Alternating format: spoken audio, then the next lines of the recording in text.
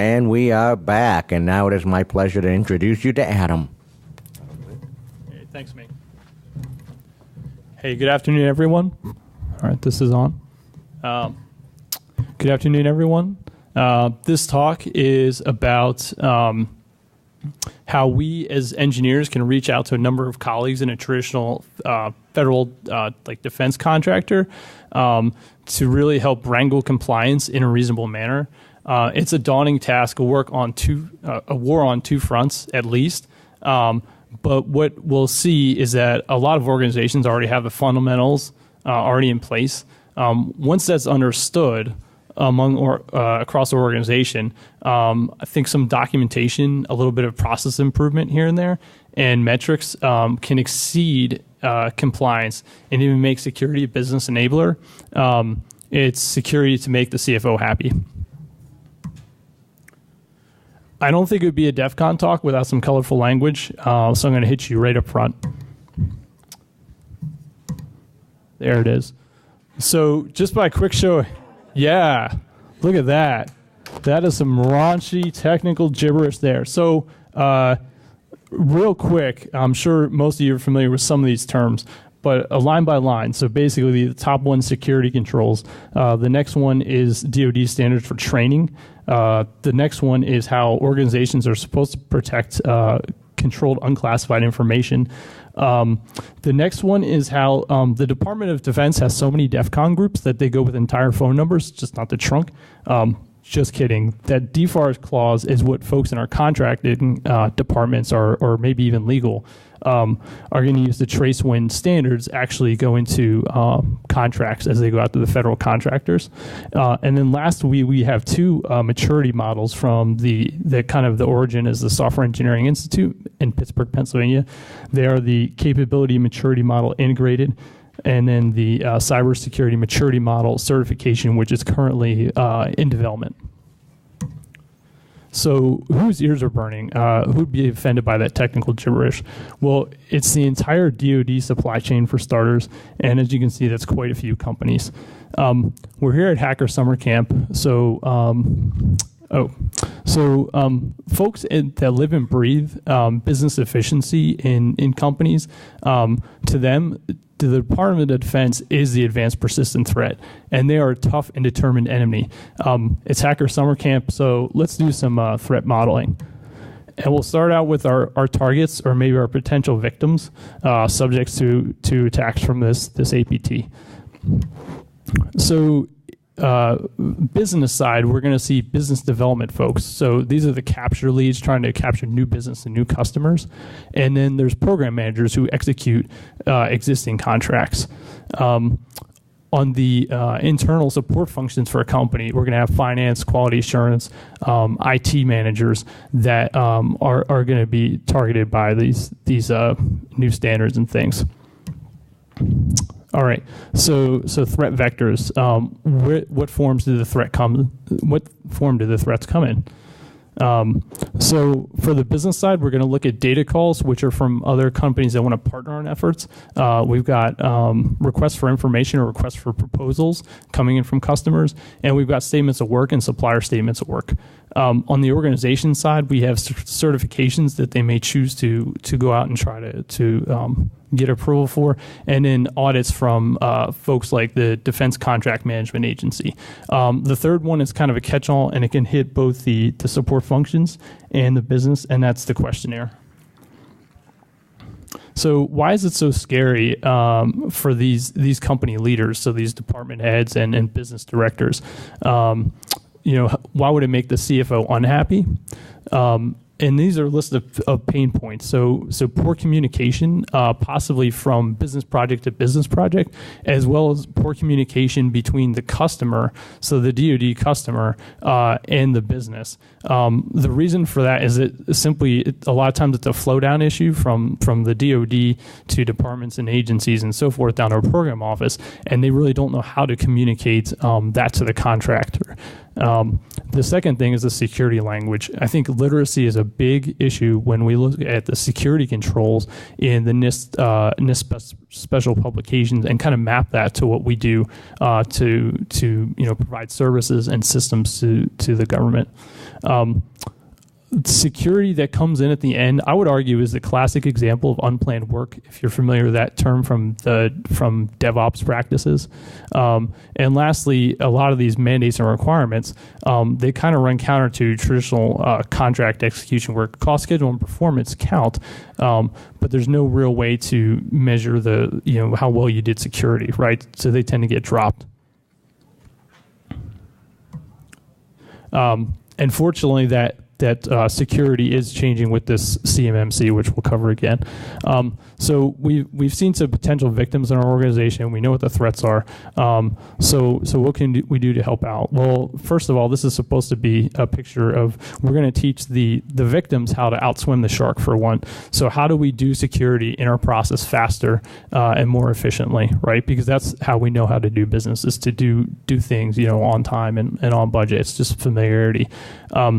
Secondly, I would argue that really wrangling the compliance, not just taking the standards at face value with written form, but finding out how they apply to us and how we can tailor them to our processes that we have already, how we do things. To be a good lifeguard in your business, you have to enjoy working with other people across the organization, especially if there's few security folks in your group. But swimming preferred, but not necessary for this job. We've got a lifeboat. So training is a factor in this talk. One point that I wanted to make is this is kind of the view of security right now to a lot of people. You get this one piece of paper, this authority to operate, this certificate, and people think you're done, and then you move on and forget about security. So if it's not clear by now, we kind of need to train up to these business leaders to say, this milestone that we're gonna have this compliance fire drill. That's not the end of the day. We want to do this easier the next time and get better and better at it. So there are many maturity models. This one is mine. There is no settled on cybersecurity maturity model yet for the CMMC. There are some out there, but this one's mine. So I would argue that level one is awareness. Security is the thing, and I think most people achieve that because they're afraid of it. Number two is the literacy, so really understanding the documents. Once we understand it, we can engage both tactically with our customer and really help them understand, because sometimes we may be ahead of the curve in kind of knowing, it's our systems, the things that we build. We should know how to put security in there the right way. And then strategic, so interacting with things that are ongoing, like the cybersecurity maturity model certification, which I think we all just missed a listening session hosted by NIST on Thursday. So there's another 3 or 4 sessions. If you look at the CMMC website, you'll see their schedule they have, what they start this summer. Lastly, for our purposes, security needs to be a measurable cost, and this is to play off the CMMC.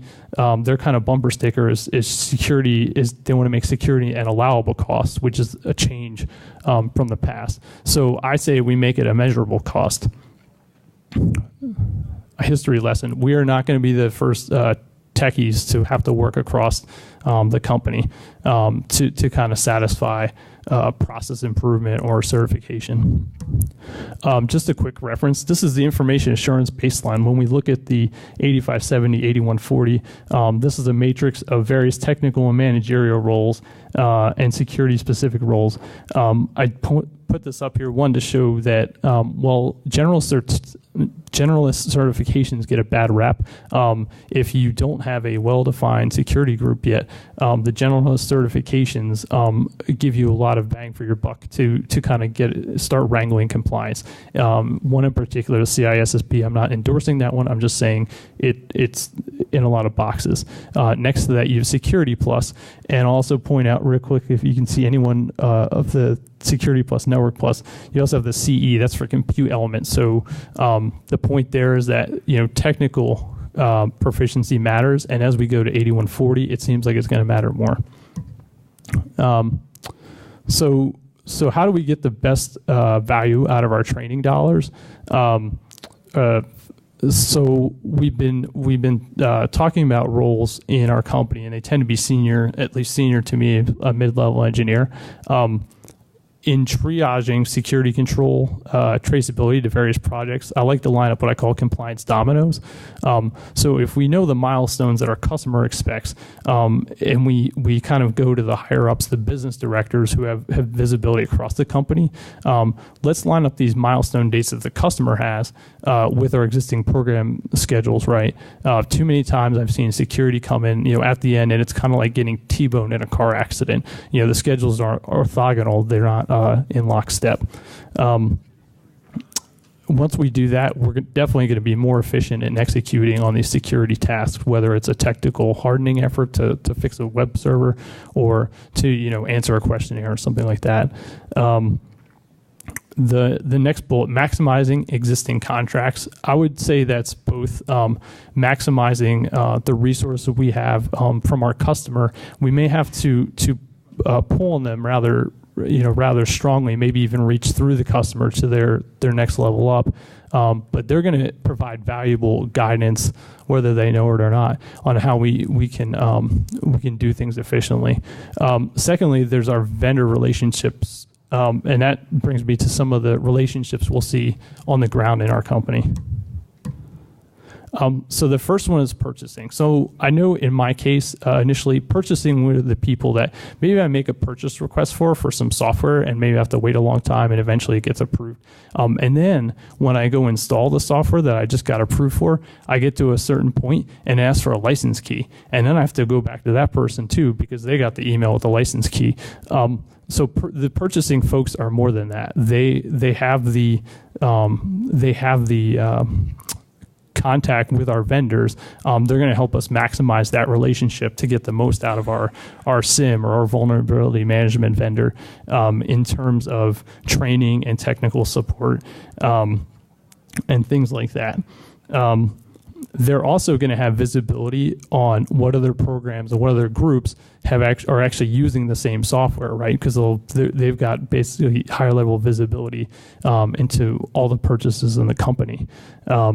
That's going to save us from making painful decisions about buying a new or opening a new account where we can just get maybe an entitlement with an existing account that we already have. And one last thing about purchasing, it is a central point of having a good supply chain risk management plan. So I would argue that the purchasing folks, a lot of successful SCRM, which is really about what the CMMC and some of these standards are about, is protecting the supply chain. A good program is going to ride on their backs, and those folks are already doing some good work. It's just a matter of them maybe adding a little bit there, but they're gonna help us a lot. The second relationship, it should be pretty obvious, but engineering and IT, that's two technical groups, should be working together. We might have different tech stacks, but otherwise this relationship should make sense. And in the security focus of it, I would say, if we can focus on getting together for some SIM training for that vendor we haven't really maximized that relationship, that's a really good idea, because one, we're going to have more folks to consult on when we're troubleshooting problems with our SIMs. And the other thing that's just going to buy us, if we don't have a SIM yet, and we don't really do metrics really well, the SIM is going to be that data aggregation platform to get metrics. And frankly, as engineering group, if we don't have that yet, it's going to help us up level to like a level in terms of the capability maturity to like a level 4 if we're at a level 2 or 3 previously. The third relationship is human resources. I think there's plenty of ways that this one could go. For me personally, what I saw was this kind of value thread here, which is up on the screen now.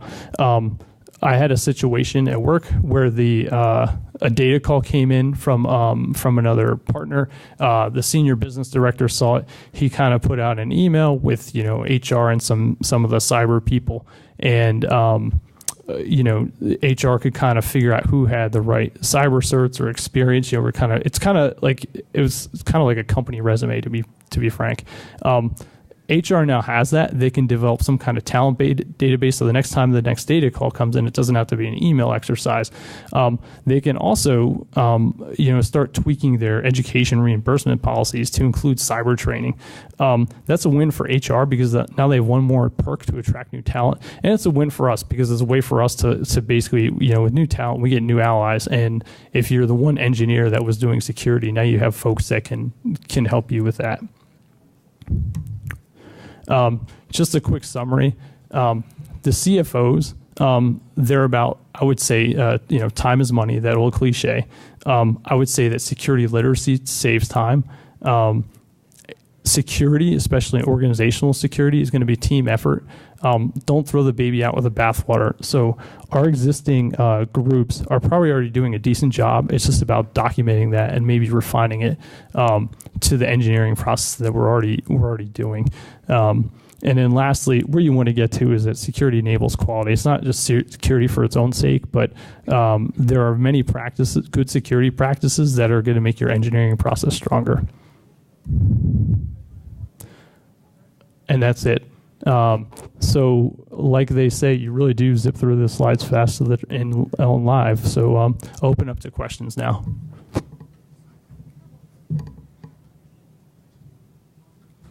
Any relationships that people want to work on a little bit more? Not personal relationships.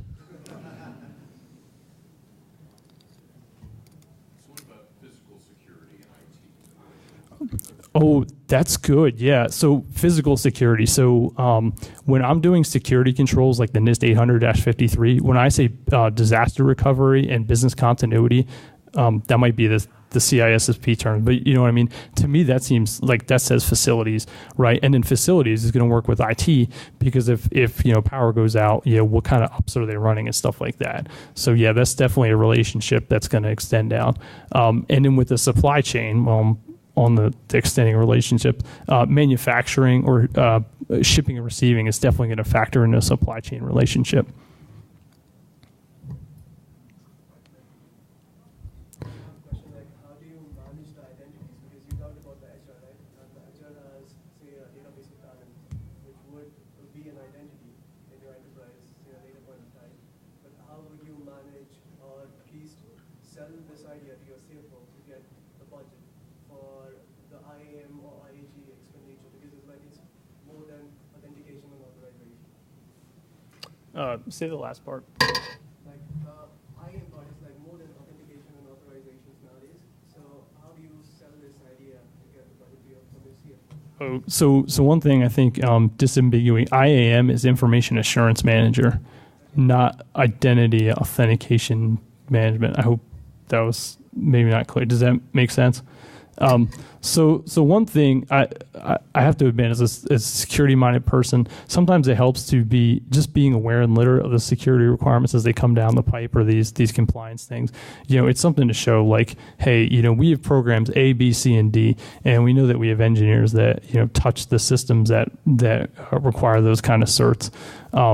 So one is showing that official compliance. Now, if you want to hear a weird thing about those DoD 8570, that baseline matrix comes from that, but the new standard is 8140, which is not quite done, but they just relabeled 8570 cube to cover 8140. So dealing with those lags sometimes, that's why I say it's those DFARS clauses matter, because that's when the rubber hits the road for when you'll actually see new security language in like contract documents.